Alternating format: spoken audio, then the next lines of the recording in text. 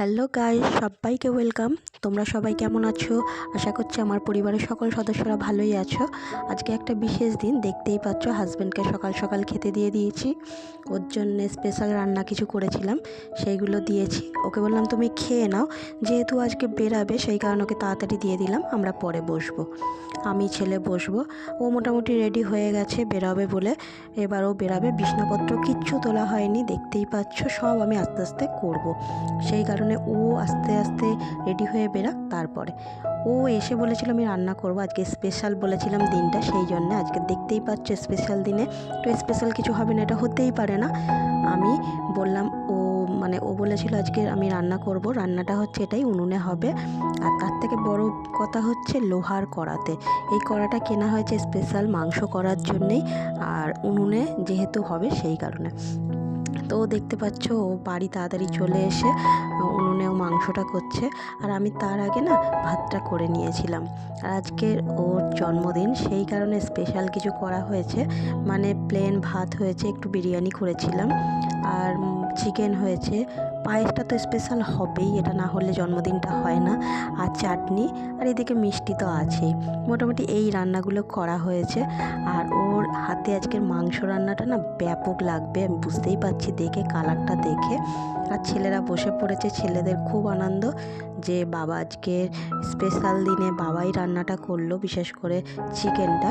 আর ওর হাতে চিকেন রান্নাটা না খুব সুন্দর হয়, সেই জন্যে আমি বললাম আজকের আমি করবো না তুমি করবে। ও বললো দাও আমি তাহলে করি, তুমি ওই দিকটায় করে নাও। যেহেতু একটু দেরিও হয়ে গেছিলো সেই কারণে। দেখতেই পাচ্ছ বিরিয়ানি হয়ে গেছে।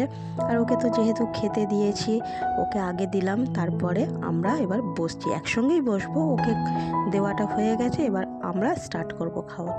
পায়েসটা খুব একটা কেউ খেতে চায় না, সেই জন্য অল্প করেই করা হয়েছে। আর যার নিয়ম তাকে তো করতেই হবে, তার জন্যে তাকে দেওয়া হয়েছে। আর দেখতেই পাচ্ছ সন্ধ্যেবেলায় কেক কাটা হবে, কেক নিয়ে চলে আসা হয়েছে। কেকটা কাটা হবে, তার জন্য মোটামুটি ছেলেরা সাজগোজ করছে। ও কোথায় বেলুন দেবে কোথায় না দেবে এই সব করছে দুই ছেলে মিলে। ও মোটামুটি রেডি হয়ে গেছে, ওকে বললাম তুমি আর দেরি করো না, কেটে নাও। ছেলেরাও দুষ্টুমি করছে কখন বাবা কেক কাটবে, কখন কেক কাটবে, সেই জন্যে। দেখছো বেলুন টেলুন গোছানো হয়ে গেছে, ঘরে আরও চারি সাইড লাগিয়েছে। আমি আর সেটা দেখাতে পারলাম না, বুঝতেই পারছো এক হাতে সব কিছু, মানে কোন দিকে কি করব ভেবে উঠতে পারছিলাম না। যাই হোক, যতটা পেরেছি তোমাদের সামনে তুলে ধরলাম। তোমরা জানিও তোমাদের কেমন লাগছে।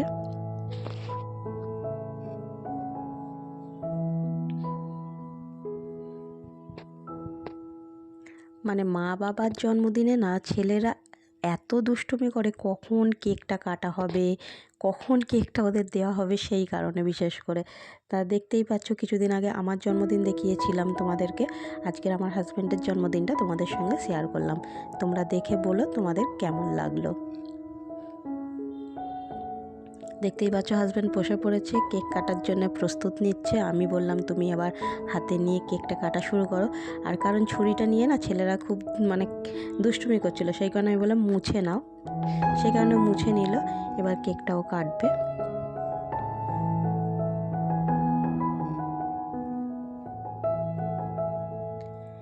এই রকম দিনটা বছরে একবার আসে ঠিক, কিন্তু এতটাই স্মরণীয় হয়ে থাকে যেটা ভুলবার নয়। আর আমি যতটা পারি চেষ্টা করি কিছু কিছু জিনিস স্মরণীয় করে রাখার জন্য।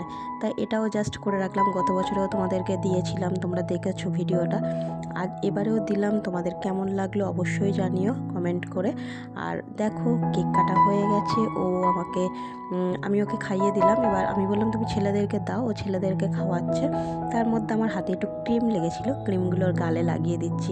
আর কেক কাটবে অথচ ক্রিম মাখবে না, সেটা তো হতে পারে না, এটাই তো মজা, তাই না?